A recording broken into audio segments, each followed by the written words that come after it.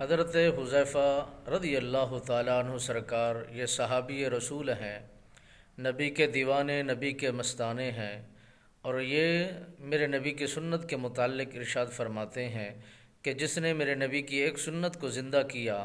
اس نے دنیا کے اندر بہت بڑے مقام کو پایا۔ 70 شہداء کا ثواب اس کے خاتے میں لکھ دیا جاتا ہے اور ان کے گناہوں کو مٹا دیا جاتا ہے، ان کے درجات کو اس انداز میں بلند کر دیا جاتا ہے۔ یہ صحابی رسول فرماتے ہیں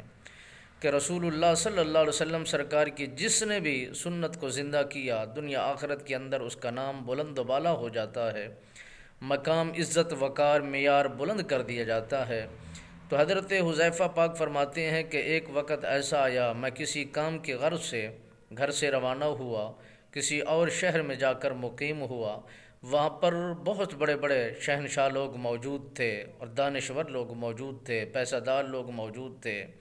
میں بھی ان کے درمیان جا کر بیٹھا اور میزبان نے کھانا پیش کیا تو ہم سب نے کھانا شروع کر دیا، تو ایک لقمہ میرے ہاتھ سے گرا، زمین پر جا گرا،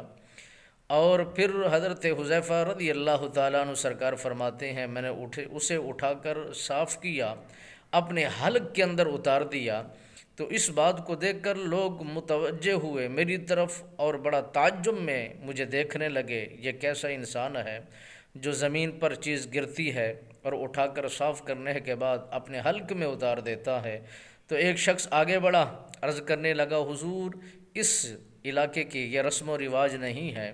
اور یہ لوگ اسے عجیب دیکھتے ہیں، عجیب نقطہ نظر پیش کرتے ہیں، تو یہ بات اچھی نہیں ہے۔ تو حضرت حذیفہ رضی اللہ تعالیٰ عنہ سرکار نے فرمایا کہ میں ان لوگوں کو دیکھ کر اپنے نبی کی سنت کو ترک کر دوں، مجھے یہ زیب نہیں دیتا، میں ان ساروں کو چھوڑنے کے لیے تیار ہوں، مگر اپنے نبی سرکار کی سنت کو چھوڑنے کے لیے